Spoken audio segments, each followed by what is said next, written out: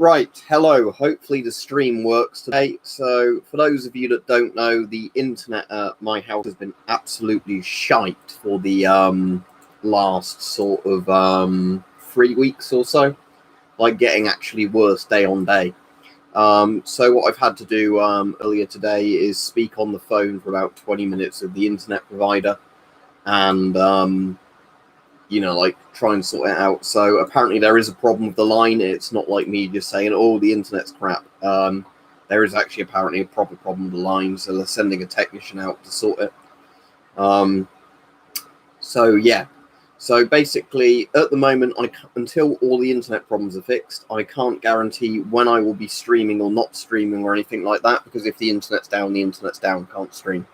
And those of you that said before about mobile internet, it's crap where I live. So, saying I'll just use mobile internet can't, basically is a simple answer to that. So hopefully a notification goes out for this one, because hopefully, it will work while I'm on here. But yeah, not loads to say at the moment. I'll say hello to people as and when they come on. But, I said the frustrating thing has been, the last 3 weeks, the internet's getting less and less reliable. So as of that, I assume WTOASIS, you've only just come on, didn't hear the stuff I was just explaining about the internet.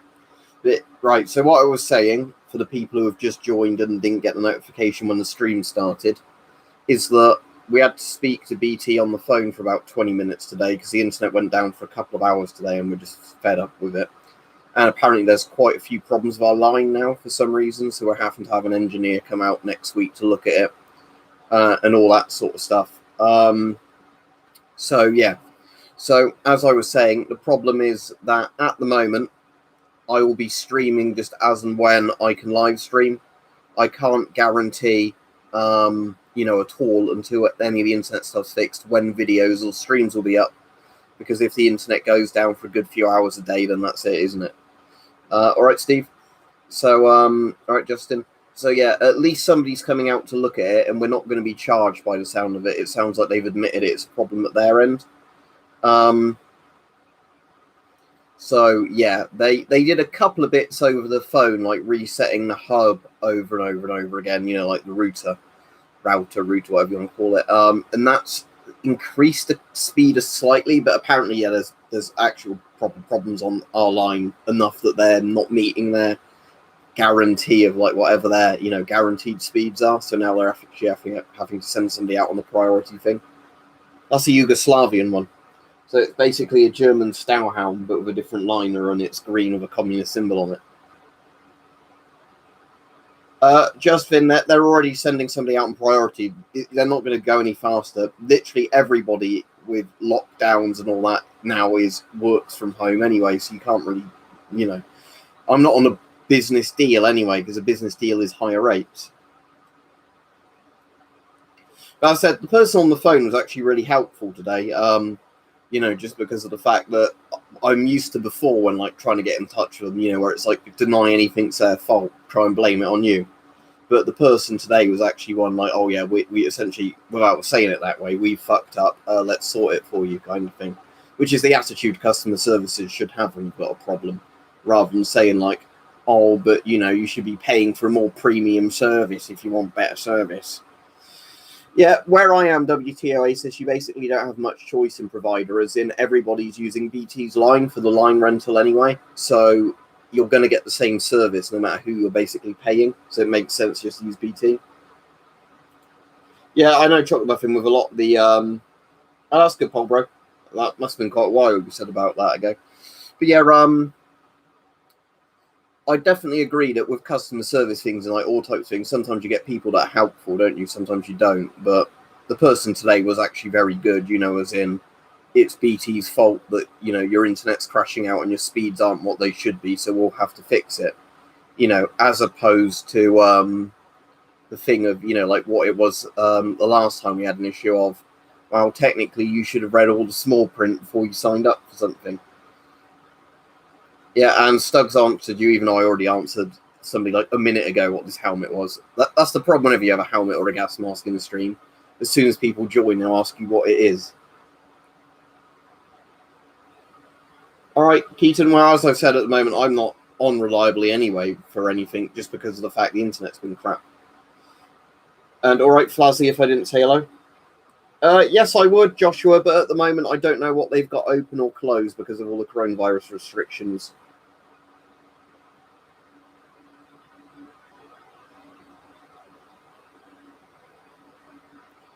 Yeah, if you can get all right satellite, Flazzy, that'd be all right. But like I said, when I get an ROC post, it'll have to be done with like satellite or mobile broadband with an antenna, and I don't mind that. But it's just annoying when you're on a, what should be a stable wired connection. It's not reliable. All right, Mike. So yeah, the good thing is, as I said to you earlier, the technician I spoke with on the phone was actually proper decent, and they admitted everything was pretty much their fault, as opposed to, like I've said before, having some where they basically just try and say, oh, it's not really our fault because, you should have read all the terms and services that the speed can be crap. No, I'm going to put a gas mask video up tomorrow, assuming that the internet doesn't play up, when I want to upload it. But there'll be a video on tomorrow about Germanic style gas masks, as in GM30, GM38, all those kind of masks. So if that's of interest to people, that video will be up tomorrow. No idea about Starlink. If that's some like Elon Musk thing, I have no clue. Like I said, I have my internet come through a cable in the wall. No fancy satellite stuff. No, I don't have an FM53, but if you watched a video on it recently, you'd have seen I'd have done a video on it. So maybe you watched a video that's like less than a month old. I'm not going to get political, by the way, on streams for anybody that's new. It's not going to be ultraviolet, Joshua. It'll be more infrared. They tend to bleed out. Because it's meant to be 450 nanometer, so it's definitely going to emit more IR than it is ultraviolet. For tea, at least, Yorkshire tea, probably. Yeah, anyway, I'll take the helmet off now, because otherwise, every time somebody joins the stream, it's going to be, what helmet's that? What helmet's that? I've had a partial go at fixing the liner in it. It's better than it was the other day when I had it on for a stream. But I do still need to fix a couple of extra bits on it in terms of, like how it pegs onto the helmet.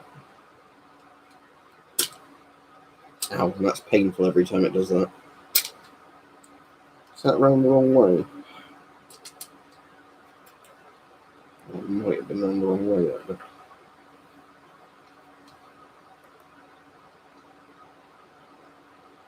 I'm not actually sure. I'll be back on the stream properly in a second. I'm just trying to sort of peg this bit on the helmet back together where it's meant to go. All right, Mike, hope that's going all right.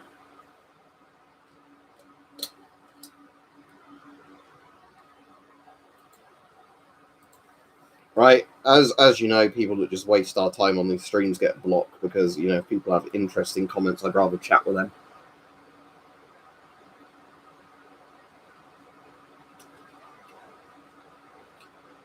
If there's a full-scale nuclear war, you die is the answer. All right, Ghost Jesus? I've got the Serbian M2, as in the one that's not got the voice diaphragm on. That's awesome, Venus. So, what, like the actual one when he served sort of thing? Like, that's the one they've got in the museum?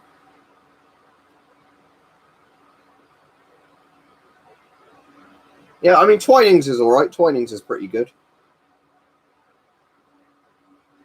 Yeah, at some point I'll fix the last class one here that's been a bit of a dick. But, all right, Rich. So to explain to you, Rich, what I was saying to Mike and the other people, is that I had to end up phoning BT today because the internet went down for a couple of hours when I was out. So my dad had no way of knowing how to fix it. So that actually annoyed him enough today that he wanted to do something about it. So phone BT and they've admitted the problem is their end, not our end. So they're sending somebody out for free to fix it with in less than a week, so that's pretty good. Can't really ask for better than that. They've done a few bits today, but like they said it will be mostly when the engineer comes out that they should be able to fix most of the issues. They might just put new cabling in or something. They do some interesting flavours, don't they, ringtones? Because we sometimes have that at work, and they do like the cherry ones and all that. Like I said, some of the flavoured teas I'm not too sure if I like or not, but they're interesting things. I don't know, Joshua. Well, I don't know why you'd ask me, will there be this sort of stuff? I don't know. I don't organise any of that stuff. Look on the websites of the places that organise it, but with coronavirus, I would not expect anything to be back to normal, really.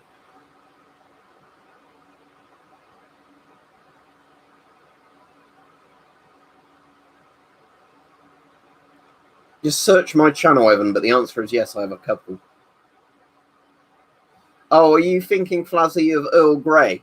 I actually quite like Earl Grey, but I can understand why people say it tastes like washing up liquid.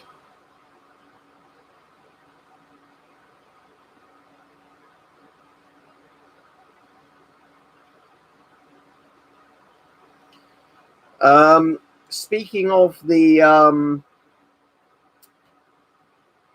thing, no chocolate muffin, I've actually got a time slot, like the time slot they'll turn up. It's not even like an all-day thing. It's, it will literally be at this. I'm not going to bother putting on the GP5. It's the summer. It's sweaty and horrible. I've had the aircon on, but I turned it off before I started streaming, so it wasn't too loud. I'm not putting on masks in this sort of weather. But the answer is, where most people saying, do you have this mask? Unless it's something very obscure, the answer is just going to be yes. But hello to everybody joining. As I've said over and over again, I buy masks from eBay or other army surplus type places, but most other army surplus places are gone now.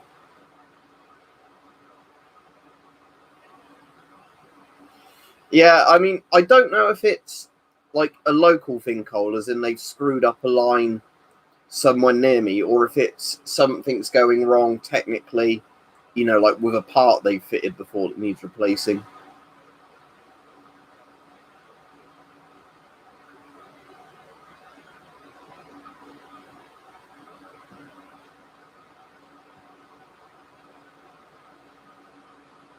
Yeah, Rich, that was the problem I was thinking about, but I think they've got into a lot of trouble with stuff like that, with all the consumer rights things.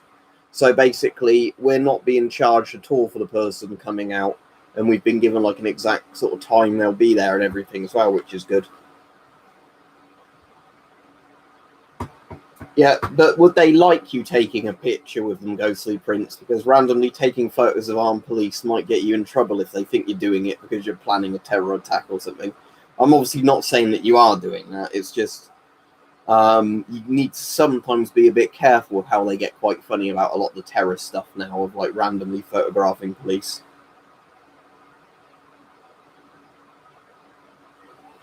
Depends on the laws in your country, but in most civilized countries, you're allowed to wear a gas mask if you want to wear a gas mask.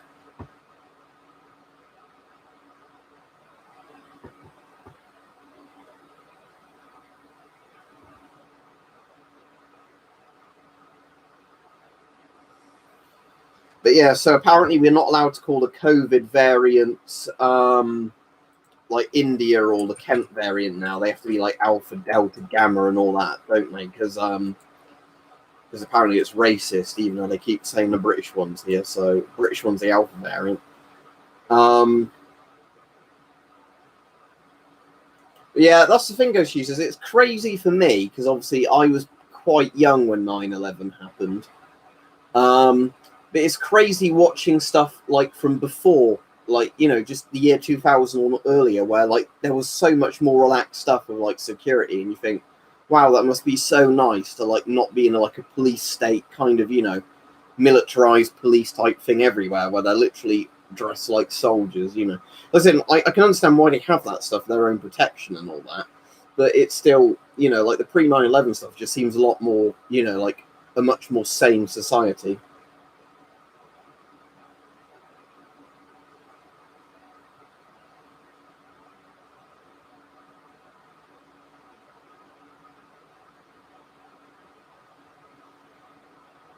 Shouldn't the neighbour get done in that case, though, Top Hat Man, for wasting police time? Because if he didn't break any law, he wouldn't be jailed. But that's why if you get into firearms, you might want to get legal protection, because of the fact that if some twat takes you to court over something, you want to be able to have the sort of money aside to actually just get a good lawyer. Righto, my internet is screwing up though, but it seems all right this evening for the most part. It went down for several hours this morning. That's a GP4 there, if you're looking at that, yes. Right, Lewis? But yeah, like, Exo, the thing I find crazy is how my dad used to say, like, when he was younger, you could walk around with a sheath knife, like, visibly on you. Nobody cared, because there wasn't really much of a knife crime problem then, so if you had teenagers or whatever walking around with like kind of outdoorsy knives on them, nobody cared. Like, oh, that's good, they've got a knife on them for whatever, whittling wood. Yes, good, you like it, Brighto. For the question that the person posed, I'm not allowed to answer that with YouTube's policies, but there's more and more evidence coming out, like in the actual mainstream thing now, that it was a lab leak from, what do they call it? Where they basically brew something up in a lab to test like vaccines and it leaked, is basically the kind of accepted theory of a lot of scientists now. Now, the interesting thing, to get my proper tinfoil hat on, is that basically when Trump was saying this, all the media was saying, oh, stupid Trump, he hates the Chinese, all this. But now Biden's saying it, it's, oh, we should look into this. Like, yeah, the media is so biased, aren't they?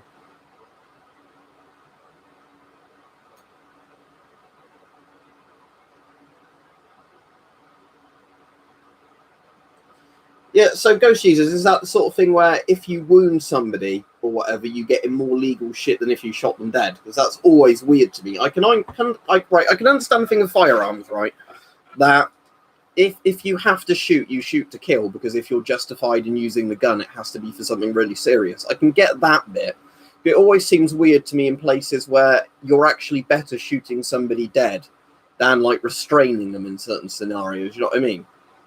Like, almost like you'd want to finish him off if you wounded them because you're in there less legal trouble. It's like, who makes laws like that? I'll call Justin Vapor, have a look at that later. What's my favourite weapon of all time? Maybe Saab Bomber. But if you mean like a small arm rather than a giant fucking nuke, maybe the FN FAL. Just because it's kind of like the iconic Western gun that, is the equivalent of the AK. Like, not in terms of the same cartridge, but, the right arm of the free world. Compared to, like the AK being a communist sort of mass-produced small arm. Yeah, that's the thing, Top Hat Man. I know loads of people, like, that said when they were younger, talking about the 1970s or whatever, they could literally, shoot, like, air rifles and stuff like that in public places as long as you weren't stupid of them. Nobody cared, But now, of course, because of all the war on terror stuff, it's like, oh, that person's training to, like, commit a terror attack. Like, no, they're not. Maybe they just enjoy shooting as a hobby. Yeah, I like the M16, but, like, obviously, bear in mind, I don't shoot any of these because I'm in the UK and, all that sort of stuff. But bear in mind that, like, 5.56 has a lot of issues in terms of the overall power performance. It's not an issue of the M16. And most of the M16, like, why reasons people think it's bad is because of, like, where they tried to sabotage it on purpose because they wanted the M14 to stay as the main rifle in the US Army, which is a really weird thing if you look it up.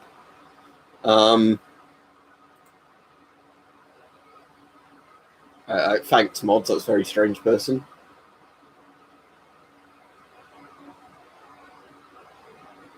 What, the Steyr AUG or it's proper cool looking. Obviously, like I say, never shot one. I've heard out of the older bullpups, it was like the most reliable, wasn't it?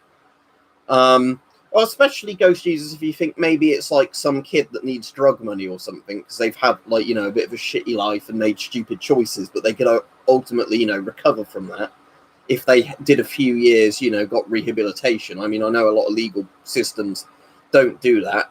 They put people in for far too long in prison who've done minor crimes, and people who do serious crimes get out too quickly. But, you know, assuming that you had the infrastructure there to reform people that have just done stupid choices as a kid, I really think that's quite sad, isn't it, when you get, like, teenagers shot dead because of stupid life choices they made when they're not even fully, you know, done adults. Yeah, well, the 5.7's a PDW caliber, isn't it? It's the whole point of it is basically to defeat body armor in pistols or submachine guns, as in, you know, like Kevlar level 3A sort of stuff. Yeah, the M60 Flazzy, if I remember, it's got a bit of a mixed reputation. Like I said, I don't know in general like how good or bad it really was, because obviously I've never used one or anything like that. But I know the FN Mag was meant to be pretty damn good as like one of the main NATO machine guns. And I think the Americans used the Mag as well, didn't they? Under like some M2 whatever designation. Was it M240? They designated the Mag. But like the M60 had reliability issues, didn't it? But yeah, I like the PBF. I'm alright other than my internet being annoying. No, the filter in the PBF is called the EO19. It's the EO19 filter in the PBF, so no. Yeah, G3s are cool as well. The FAL is definitely my favourite out of the battle rifles, though, just because it's a bit older than the others. Alright, the FN2000 or F2000 looks really cool, but again, I don't know how good it actually is. You can own a fully activated tank in the UK, Cole. Even if the gun still works on it, if you've got a shotgun license, if it's a smoothbore tank gun. So technically, doesn't that mean that the Challenger 3, because it's going to be smoothbore, if you technically owned a Challenger 3, you could have it on the Section 2?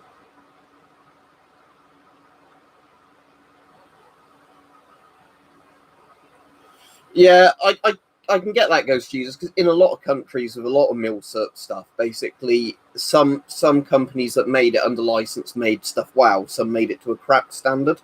So I imagine, yeah, like you're saying, it could be a very similar thing if loads of factories churned out M60s, some did it well, some didn't.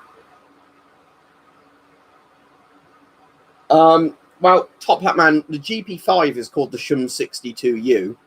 The GP5 is apparently the name of it, is a complete kit with the filter, if that's what you're thinking.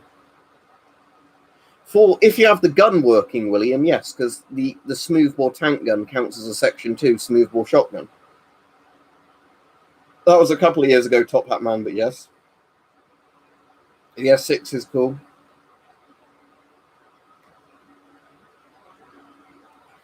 Well, again, they'd be wasting police time. If you legally owned a tank and somebody called the police on you, that person should be the one getting in trouble. Because as long as you're not like running over people's cars with it, you're not breaking the law, are you? But yeah, I can't get the gun down because then I'd be breaking YouTube's policies, but I can take the magazine off. And another interesting old caliber is this one, the 30 Carbine, or 30 Carbine, however you want to pronounce it, the one the M1 Carbine used. Because that's a bit like the sort of 5.7 round, like way earlier. You know, like a super powerful pistol round, but not as powerful as a rifle round. And again, did the PDW job.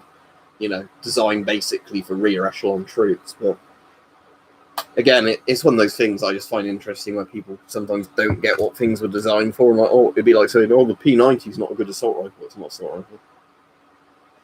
Completely depends, extended PP. That's a good username. I've had nearly 1,000 people, I think, on the stream at one point. Sometimes you get as little as like 5 people on if a notification doesn't go out to anybody. Like saying 60 to 100 is pretty standard on a regular stream.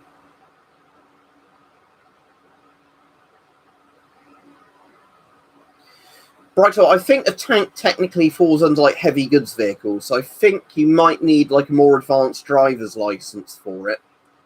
So say you owned a proper battle tank, even if the gun was deactivated on it, I think to drive it on the roads, you'd need, as well as like having the rubber treads on it so it didn't chew up the roads, I think you need like a HGV license, just, you know, to say like you know how to control the really heavy big vehicle, because obviously if you crash a tank into something, it does a lot more damage than crashing a little car. I suppose so, Ghost Jesus. It's just my point sort of being that, you know, it's one of those kind of weird intermediate calibers, isn't it?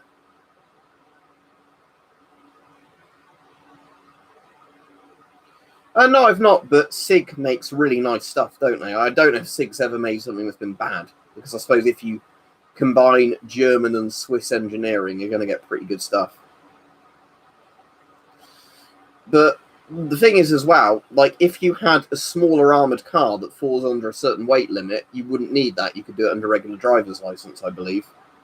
Because some old armoured cars aren't that heavy, as in, like, they've got, you know, enough armour plating on to stop assault rifle rounds, and that's about it. They were never designed, you know, they weren't designed to be like tanks. They were just designed to, like, you know, shield the driver and some of the crew from small arms fire. Is that a Jorg Sprav thing? I've not really looked into them. Problem is, I know some of those, like, expensive sort of bows with the magazines on, if that's what it is, are very overpriced, because, like, Weapon Collector got that Cobra RX or whatever it was, Redback RX recently, or XR, whatever it's called. And that's, you know, like, that does a lot the same things that Jorg Sprav's more expensive bow does, a lot cheaper. Or is the Instant Legolas the one that is like the bow of a laser sight on? I can't remember. That's pretty cool, Nikolai.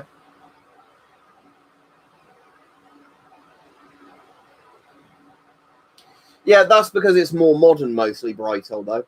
Bear in mind, the ECBA is a really old piece of armour that Britain really didn't get rid of. Else is actually a magazine longbow, is it? But yeah, like, what was I saying? Yeah, like, bear in mind, the ECBA is an evolution of the CBA, and the CBA came out in the 1990s, I believe. The ECBA came out around 2001, I believe, because it was used in the war in Iraq, but they didn't have enough of them. Like Afghanistan or Iraq, whichever one it was, because Iraq was 2003, wasn't it? But I know the ECBA was the one that there were several inquests, because there were soldiers that were killed by rounds that would have been, you know, they would have survived if they'd been wearing an ECBA, not the CBA, because of the ceramic plate in the front. But yeah, bear in mind, Brighthole, that a lot of the, like, later British body armours have a lot more webbing stuff built into them because they're later designs. The ECBA was like a stopgap we never really got rid of because it, you know, just worked for its purpose. Blank firing guns are fine. They're not meant to be front venting. And again, I don't know all the laws on blank firers. You'd be better to read up on that from, like, a proper legal perspective, not asking me. I don't know, dear. I'd have to get my PMK3 out to check. Yeah, sounds good. But yeah, like I said, I like the ECBA Brighthole just because it's essentially a lightweight Kevlar vest with a small ceramic plate in the front and a small one in the back. The job of it is essentially protect your heart and a bit of your lungs, you know, with the plates, and the rest of it is just to provide you from shrapnel protection. But the reason ECBA stayed in service so long is essentially because they never came up with a better light armor system to replace it. And again, lots of soldiers don't need the massive, heavy, you know, huge ceramic plate armor on, especially if they're not on the front lines, because it's just adding weight for no real benefit. I don't know, Bright. I'll have to get out and check at some point.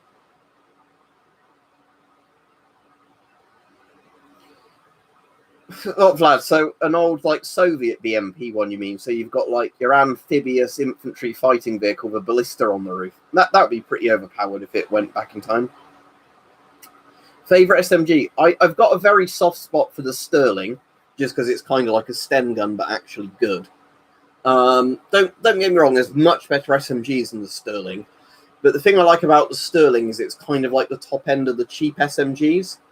As in, like, you've got things like the MP5s and more advanced SMGs, which are kind of like expensive SMGs to produce and, you know, all that.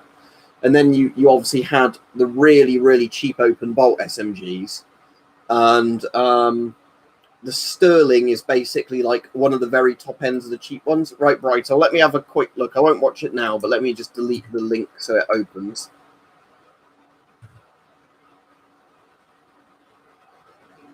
I'm not sure if it's this. Yeah, it is this channel. That is a good video, but they made a mistake in this one. Oh yeah, because I've got the top comment where, yeah, that is the one I was thinking of. Because it was where I said it was a good video, except he said it had Kevlar in the old Northern Ireland vest, and it's not, it's ballistic nylon, because it was a pre-Kevlar vest.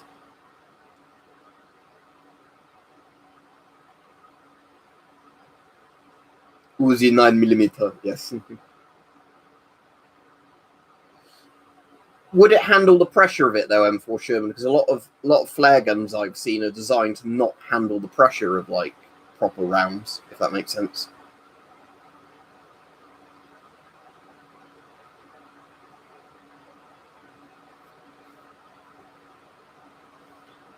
Best bit of Fred is when the soldiers are looting the bodies and he finds a packet of crisps and he goes prawn cocktail and the other one goes, of course it fucking would be, or whatever. That's probably not the best bit of Fred's, but it's the only fucking Fred's, that bit, where it's over the flavour of crisps you find on a dead body.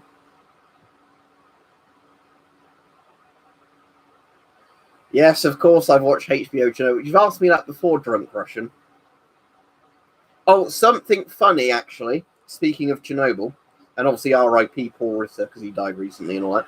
But no, something actually genuinely funny. When Fauci was being interrogated recently on all the stuff, you know, where he cocked stuff up regarding that proof of function, that's it, isn't it?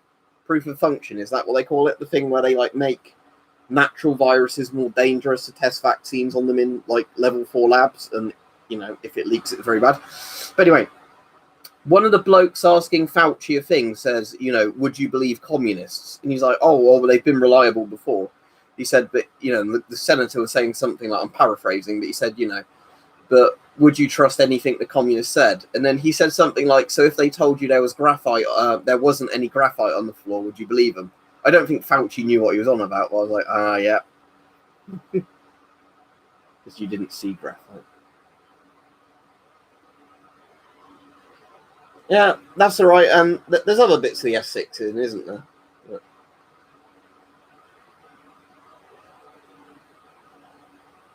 Cheers, Baptiste. You all right? Yeah, at the moment my internet's been playing up, which is really annoying, so it stopped me being able to regularly do streams or videos, just because I don't know, you know, if at any point of the day I'm going to have internet or not. The old Who Dares Wins, if you're on about the old Who Dares Wins film, that's all right, but there's 6 Days, which is a bit of a better one, like about a similar thing. Because if you've not seen... So there's Who Dares Wins, isn't there, which is like based on the Iranian embassy siege, but it's like a different story, but it's that kind of thing. And then there's 6 Days, which is pretty good actually about the, you know, real Iranian embassy siege. Yeah, Paul Ritter Cole died like less than a month ago of a brain tumour. Not normally a full face gas mask, Nasty Butler, but I do normally have a half face proper P3 respirator, yes. I've not ever been to Colditz, but I know what Colditz was, like the POW, you know, castle. Well, it doesn't surprise me, Evan, because there's lots of guns on the black market here. Again, this is the problem. That when you make stuff illegal, there's more profit in the people who smuggle stuff like that in. Oh, no, then I've not watched that, Flazzy. I was thinking of the old, like, 1980s film, which is all right.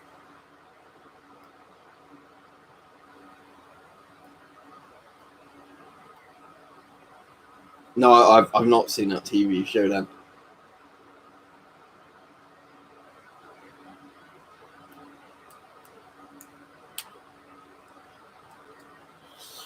Not much anymore, Nasty Butler. When the pandemic first started, there were lots of people that would look at you weirdly if you had a mask on, because bear in mind, this is before the government told people to wear masks. Because when the government didn't have enough masks for its own people, they said they didn't work while they were trying to desperately buy supplies of masks in. When the government had enough masks for themselves, they then suddenly said masks work. So go figure. You know.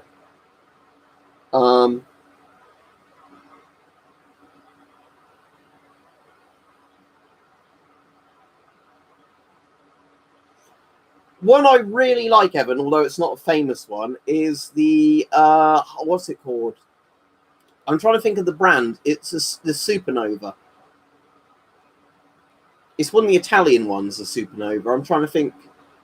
It's not a Franchi Supernova, is it? But is it Benelli Supernova? That's one I like because again, like, it's because Benelli did like a lot of military shotguns, and the Supernova is like more of like a civilian style one, isn't it? In the style of military ones. But yeah, Benelli Supernovas I like because again, if I bothered getting a Section 2 at any point, you can own a Benelli Supernova on like a Section 2.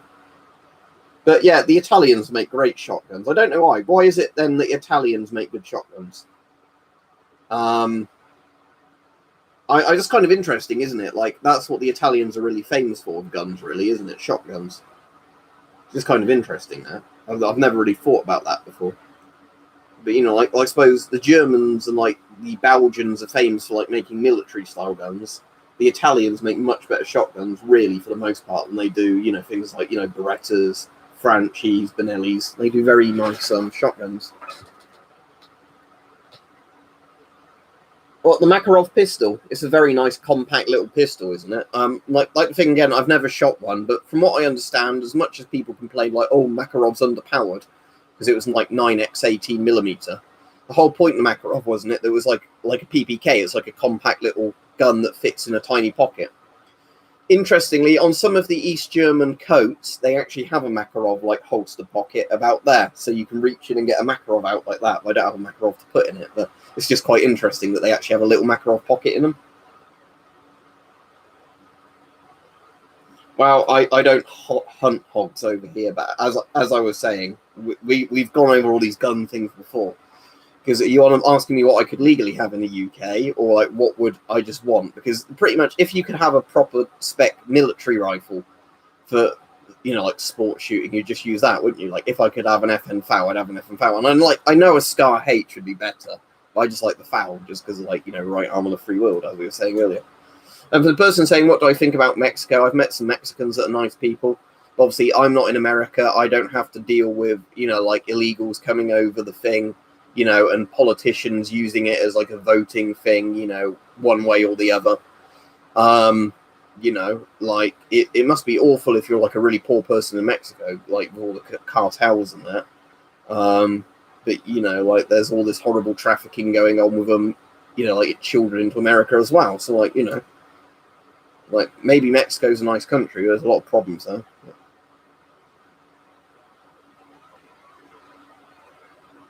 Yeah, you have to be careful with cheek filters, Nasty Butler, because again, cheek filter masks look sort of cool. And a lot of people at one point, because they flooded the surplus market, were talking about how great they were, but there's a lot of issues with them.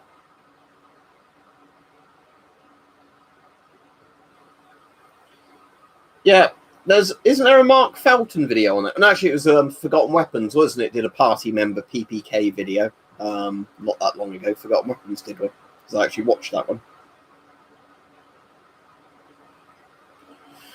Right, Patrick, proper respirators are always more effective than little cloth masks.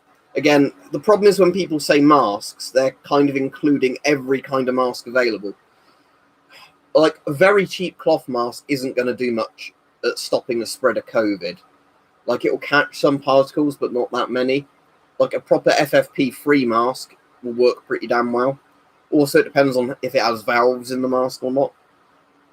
That's a Nixie tube clock, if you're looking at that. So, you know, it's got vacuum tubes in that light up to display the numbers. Right, I don't have a proper Dutch helmet, but I do have somewhere a Romanian Cold War helmet that's a copy of the Dutch World War II helmet. Is that the one that was, like, re-released recently or something? If so, I've not seen it, but I did hear that there was a release of that recently. Oh, the GSR is definitely a better mask than the GP5. Well, especially in modern GSRs.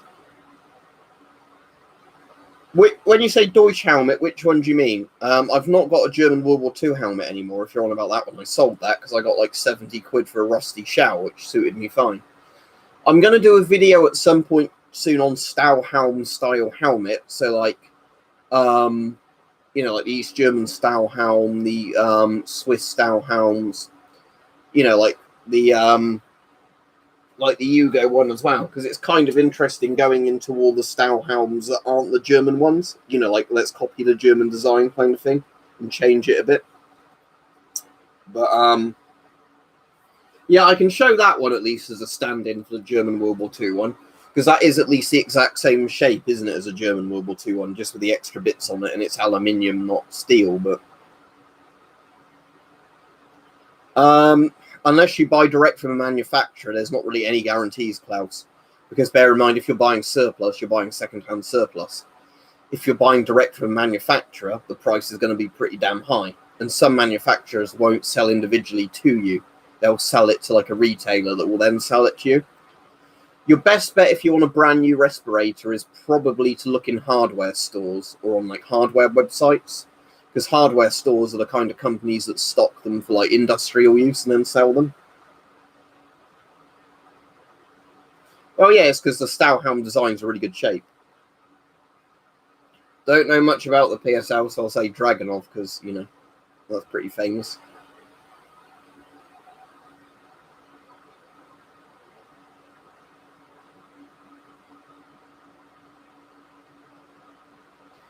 Yeah, again, unless it's FFP3 Brighto, it's not that good, is it? Again, FFP2 is better than FFP1, but again, there's so many factors when it comes down to masks. And even, like, yeah, even if you have a fully fledged gas mask with, like, a CBRN filter on it, there's still a lot of things that can get through that filter, hence why, like, self-contained breathing apparatus are used when there's a really serious threat.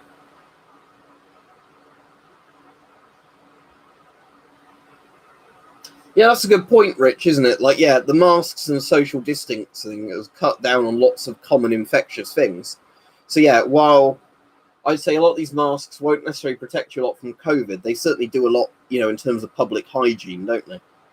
Because the point is, even if everybody was wearing a bit of a shit mask, it's better than nobody wearing any mask. N95 is not very effective at all, Reptile. N95 is the equivalent of P1. You want the one that's equivalent to P3, essentially, because it goes P1, P2, P3. And in the US system, I think it's N95, is it N98 and N99 they call them? Or N99 and N100? I can't remember now. But the US use a different system for them, of course, like, you know, like using Fahrenheit and everything else. But basically, the higher the number is better in a sense. So N95 is the minimum. It's basically, an N95 is like the first of the actual masks, as opposed to just a bit of cloth with no, like, you know, rated protection factor. But bear in mind, P1 is nowhere near as fine as P2, which is nowhere near as fine as P3. You can find lists online in places that are pretty good. That actually, like, give you a list of, like, all the stuff P1 will stop, then all the extra stuff P2 will stop, and then all the extra stuff P3 will stop. So, you know, you can look up what you're using it for and check you're getting the right one. Well, Reptile, they're much better than cloth masks, yes. As in, if you just put a bandana around your face, they're much better than that. Bear in mind, like I said, out of the actual masks, they're still the lowest standard. Also, an important thing with, like, little cheap dust mask type masks is you have to bear in mind that they might not make a good seal to your face. Because if you've just got something that's held on around your ears, it might be quite a loose fitting, so there might be a lot of air that goes over and under it. So again, not going to do much.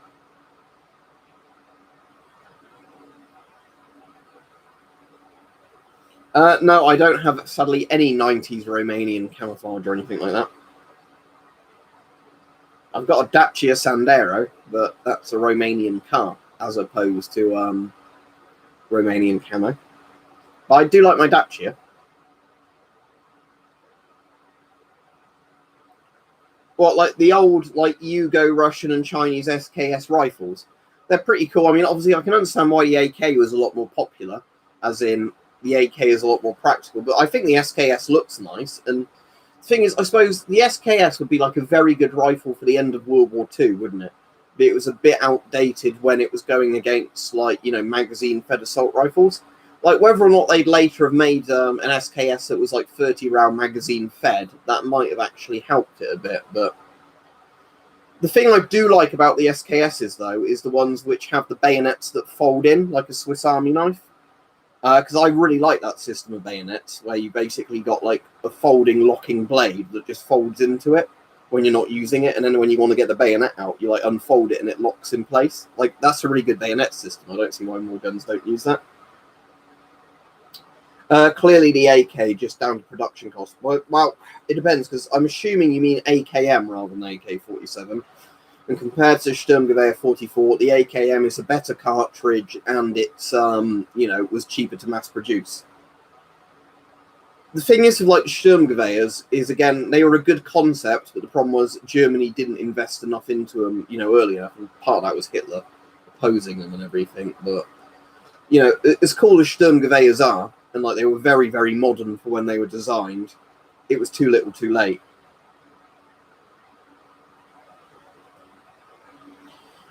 Yeah, I'm just saying, Nikolai, it should be more. I don't see why more rifles don't do that, though, because they did that with the Type 56 AKs as well, didn't they, the Chinese? But it's just, I think that's a good system for having a bayonet on the rifle. Like, it's permanently on there.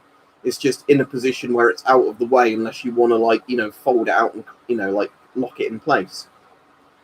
Because, yeah, I was saying, it reminds me of a Swiss Army knife, where obviously you pull it out and then it flicks out. That doesn't flick out, but you know what I mean. Yeah, I certainly like the SKS. Like, bear in mind, if I was somewhere where you could more easily buy guns, because obviously in the UK you can own guns, it's like, it's a misnomer where people think over here we can't own any guns whatsoever. But bear in mind, for some people, it's not really worth the effort of getting them. You kind of need a reason for using them to go through the hoops of getting one. Like, if I was somewhere like the States where you could more easily own something like that, if you could get an SKS for way cheaper than an AK, I could definitely see the appeal in it more. I think it's just more, if somebody said to you, you could have either one of these guns, which would you pick? You just pick the more practical one.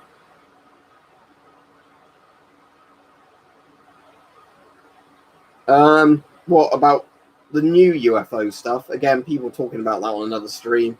It's interesting, but because burner account, I suppose, from the outside, it looks like one of the quite modern 1980s masks. The problem is on the inside, all like things like the straps and the rubber face seal are pretty low quality. Can I choose a Mills bomb, or is that a Mark II grenade? Probably just a conventional grenade. I mean, I like the F2 grenade a lot, like the French one. They're pretty good.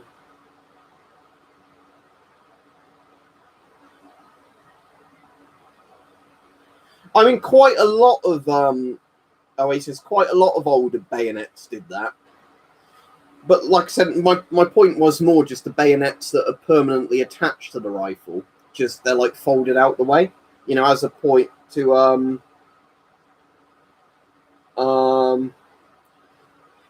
I don't really think so, Deadstock, because a bayonet is a bayonet at the end of the day. It's probably more down to size, isn't it, than anything else. I know it's not size, it's how you use it, but like, when I think of bayonets, the scariest ones, if somebody was charging with you, would be the massive sword ones, I reckon.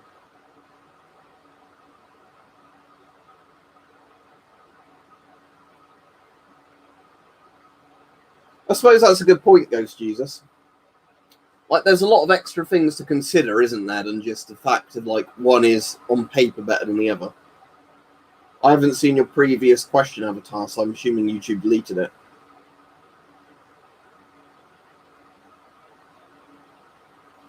Because the crazy ones is if you look at some of the old American, like, Civil War era, like, rifles or muskets, where you had, like, the really long, like, socket bayonets that are literally, like, several feet long. And I guess it's because it was designed for spearing horses.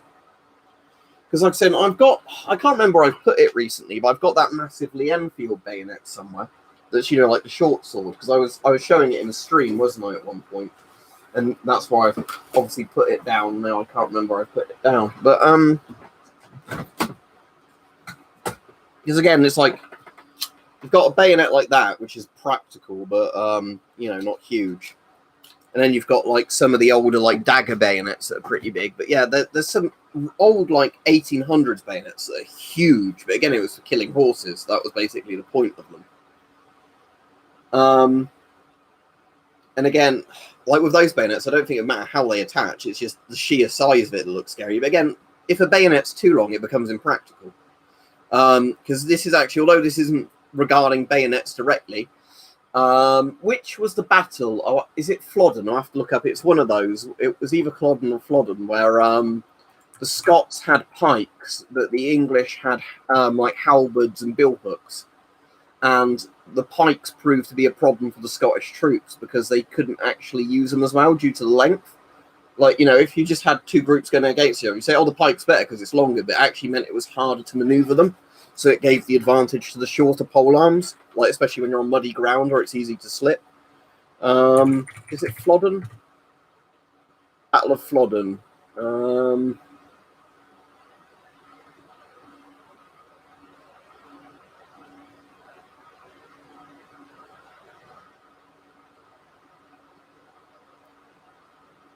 Yeah, it's Flodden, because that was the one where England was using billhooks.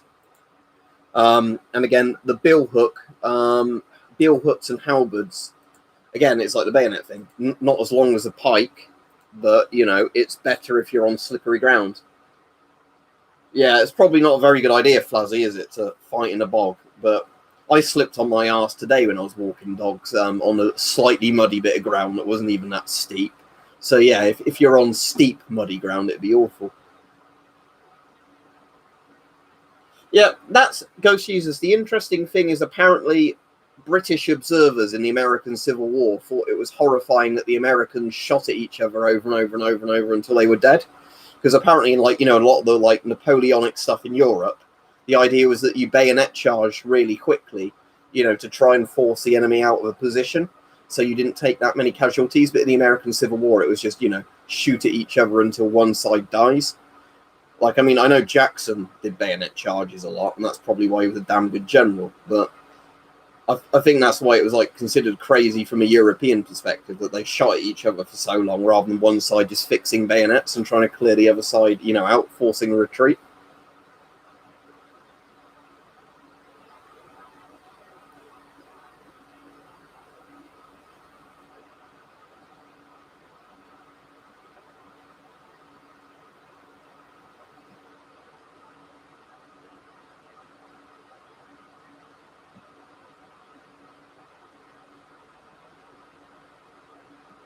That's pretty. So what? Um, so when you say, sorry, yeah, I get what you mean, man, Nikolai. When you said civil bunker, I thought you meant like a Civil War bunker, as in like when we said about American Civil War, like a Civil War fort. But I see what you mean. So yeah, you're saying there's a civil bunker and there's still crates of old respirators in there. Are there any of the old med kits with the opioids in? Because they're probably worth stealing if they're there. But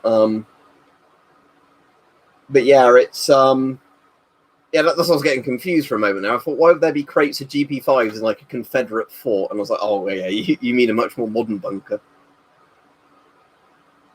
I mean, muskets are cool, but yeah, they're a very obsolete piece of technology. But again, the thing that annoys me is when you get the people going like, oh, because it's an old piece of technology that's obsolete, it means it's no longer dangerous. It's like, no, not at all. If somebody shot you with a musket, you'd be as fucked as somebody back in the day shot by a musket, other than, you know, like modern medicine to treat you. But the point is, it's like you see people say that about like crossbows and bows all the time. If somebody shot a crossbow bolt or an arrow into you, it's just as dangerous as it was back in the day. Or Avatar, I can see this comment, but I can't see your other ones. YouTube's deleting them. So if you're asking me a question, I can't see them.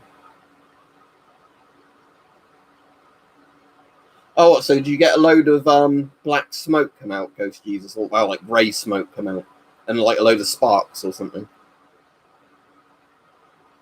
But yeah, it's really weird. You get people, though, that literally say something like, oh, you know, I've got this modern rifle, so if somebody used an obsolete rifle, it wouldn't do me any harm. It's like, no, if you got shot by an old cartridge, you know, especially if it was a modern produced old cartridge, you know, even if it's not as ballistically sound as like modern cartridges, if that goes into you, you know, they were effective at killing people hundreds of years ago, they're still going to be effective at killing a modern person. Yeah, that was the Yugo helmet in the thumbnail.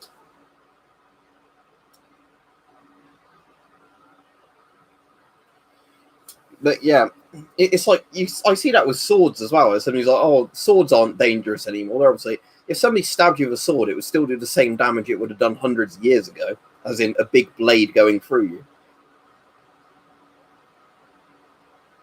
Is it more similar, Ghost Jesus, in some way to like I was gonna say like shooting shotguns, isn't it? Old muskets, because of how like the pressure works and all that. Because I know like black powder guns are lower pressure, aren't they? Like modern smokeless powders, in terms of that's why you have to be really careful with certain ammo loads in some guns, which are like around the period where they changed the powders over, because it's quite easy to blow up old guns. Well, bear in mind, Gulf Coast Prepper, you literally can't get helmets that stop round other than like the top-end modern military ones. Something like the Yugo helmet might stop a 9mm at a distance, but again, it's not designed to stop rifle rounds. This sort of helmet is designed to protect your head from incoming shrapnel. That's it. Prior to World War I, helmets weren't used. I mean, obviously they were used in like medieval warfare and ancient warfare, but if you think 1800s and all that, they went into World War I without helmets. Loads and loads and loads of soldiers died from head injuries from shrapnel. Helmets are rushed in basically on all sides to save lives. And that was what helmets did for basically the next almost 100 years. There's been a couple of like good helmets that are very good ballistically, but even even with Kevlar helmets, most Kevlar helmets aren't as good as a lot of people think they are. Like, they give you better protection than a steel part for the same weight. But, until you get to modern thermoplastic helmets, they're not much better. Modern thermoplastics are very good for what they are. But again, the force of a round hitting you can still kill you. That's the thing, even if the helmet stops it. Humans are quite squishy. Oh, that's interesting, Ghost. I can sort of understand that, yeah.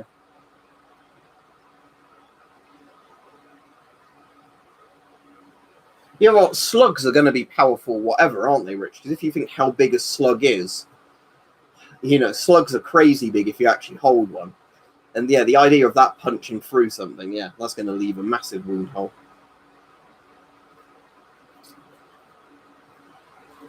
The best helmet I have ballistically, for obvious reasons, is this one. Just because it's my most modern helmet, and obviously, in terms of what it's made from, it's the same thing as the ECBA, or which one is it, ECBA or ACBA? But it's the one that's basically made under license from the Yanks, the Vertus helmet, because it's the one that's made from thermoplastic. And again, Stahlhelm shaped, like we were saying earlier, they're always Stahlhelm shaped, the modern ones. So again, watch videos on these sort of helmets. They'll stop 7.62 NATO rounds, but the back face deformation might still have caved your skull in.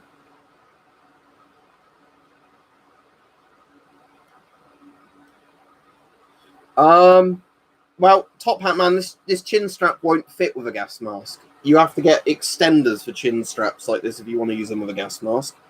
These are designed to go on like that, obviously as a regular chin strap. If you're wearing a gas mask with it, you need an extender, or like to not put the chin strap on.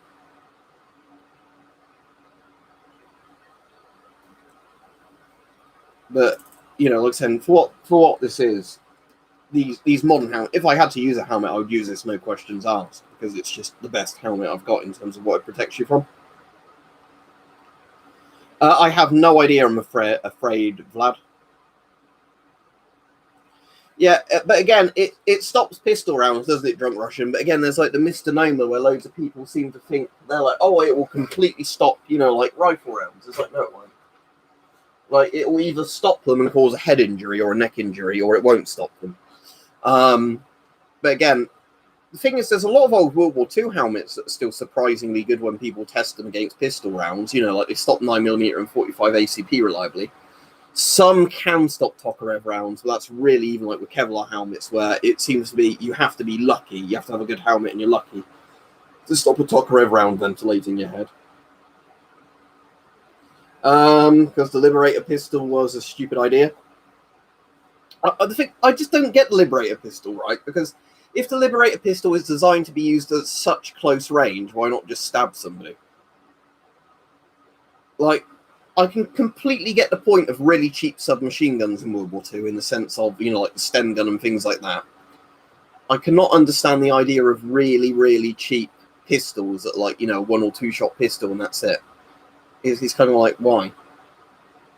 I know it's so you can shoot a German and then take his gun, but you can stab a German and take his gun. My friend's got a Bulgarian M72. The thing is, I'd question whether some of the M72s could still do that just because of how the metal ages. I mean, I know metal helmets age better than Kevlar helmets in terms of, like, how well they work over time. But again, even steel helmets, unless they've been stored well, they get rust in them. The metal, gets weakened. There's definitely old buildings. I'm not too far from Blenheim Palace, and that's where Winston Churchill was born. There's a lot of stately homes near me. There's the closest sort of good castle to me is Warwick Castle. Like, there's definitely a lot of cool old shit in the UK in terms of, like, forts and castles and stuff. Yeah, but near me, unfortunately, there's not too much. It's more just like palaces, FM53 or FM54, I'd assume ballistic.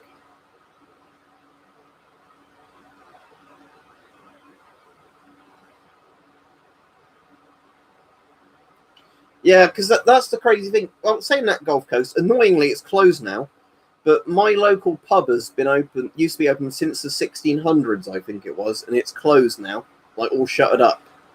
Hopefully it reopens, but it was like late 1600s, early 1700s, that pub, and now that's closed because of Corona. Yeah, because, like, say, I think they were to do the same job as, like, when Sten guns are parachuted to resistant soldiers, weren't they? But I can see a lot more use in the Sten gun. Because, like, Germans walking past a window, you jump out and go, like that with your Sten gun. This seems a lot more useful than Liberator. But yeah, it's a shame, Mike, because the one near me is just all shuttered up. So even if I wanted to go in there and support them, you can't. Like, they just gave up on it. No, I do not know that flashlight. I'm pretty sure. Let me see if there's a Wikipedia article on it. And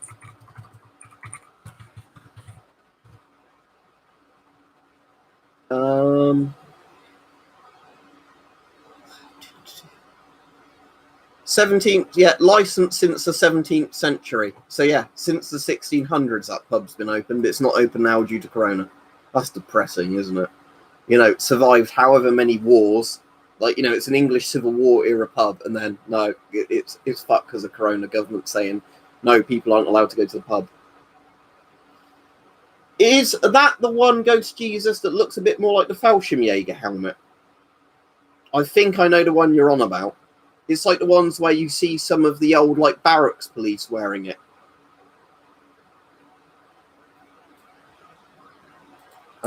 Let me just search it. East German M1954 helmet. If that's the one I'm thinking of. Yeah, that's the one I'm thinking of. It reminds me a bit more of the Fallschirmjäger one. But yeah, it's a lot more square, isn't it? Yes, I do know the one you're thinking of. It's quite hard to find pictures of that, though, isn't it? I'm thinking more Fallschirmjäger because it's like a stout helmet but squarer as opposed to, more rounded. Doesn't surprise me, Brighton. Well, define what you mean by MA1A, because if you're just using the American thing of Model 1A, there's lots of things in the American Army that have been named like Model 1A. So the MP40, assuming a submachine gun, isn't there technically an MA1A Abrams? Because I think an Abrams beats an MP40. But if you're on about the grease gun, that's the M3, isn't it, the grease gun? Which one's the MA1A then?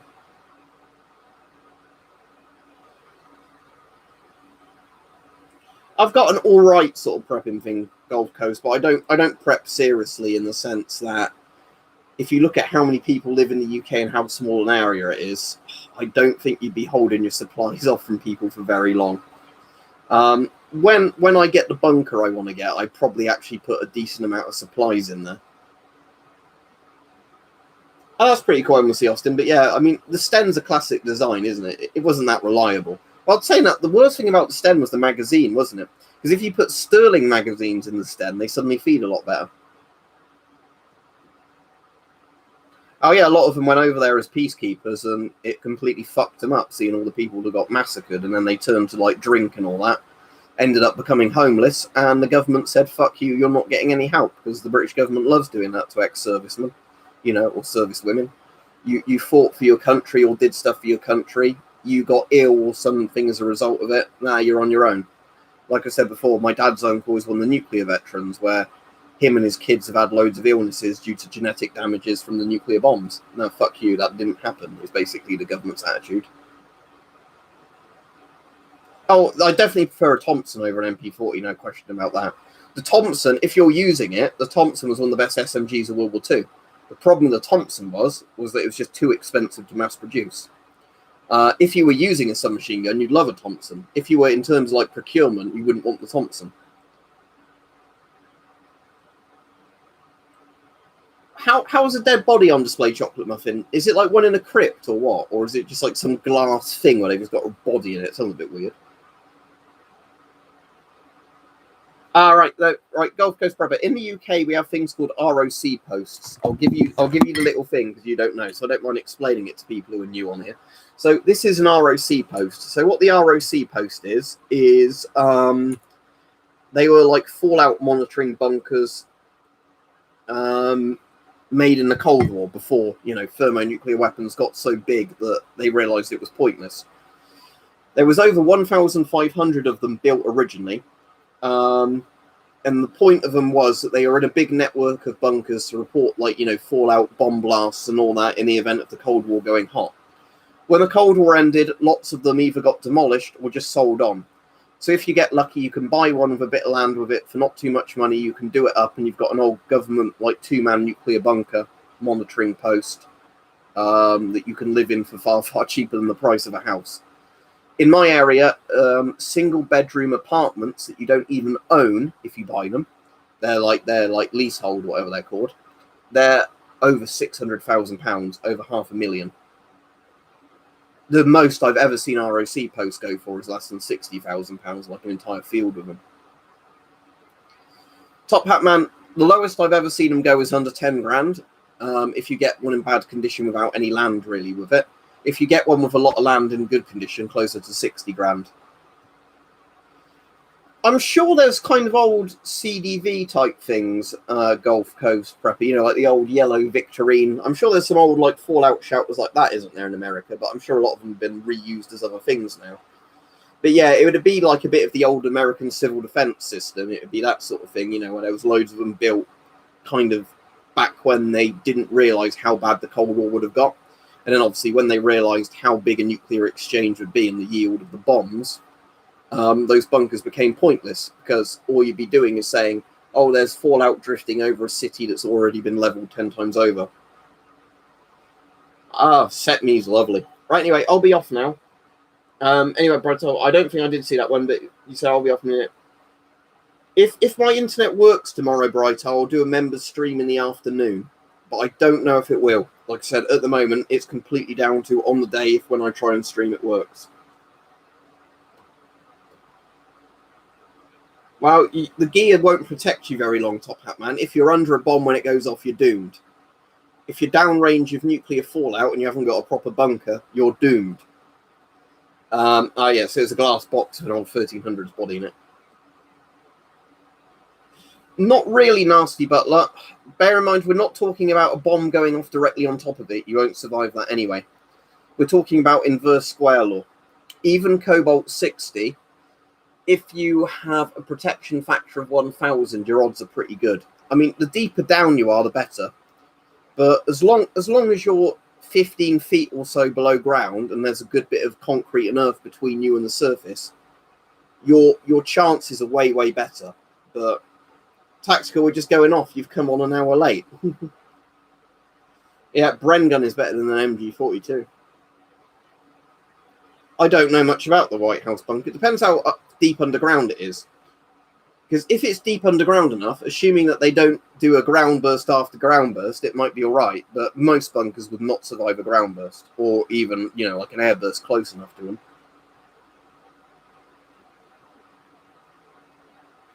I've only got a regular Shanker that's not even got a symbol on it because it's obviously one where they demilled it. X-ray suits, if you mean lead aprons, they would do fuck all against Cobalt 60 and Cesium 137 because the X-rays lead aprons are designed to protect you from are about the 60 keV region. We're on about fallout at 1 MeV, as in 1 million electron volts. almost 20 times as powerful as the stuff the lead apron's designed to protect you against. In a scenario where you're going to be exposed to that sort of radiation, you want to die in the blast. You don't want to die from the radiation sickness. But anyway, see you all. If Mike's on Twitch tonight, I'll try and catch him. If not, see you whenever. Bye.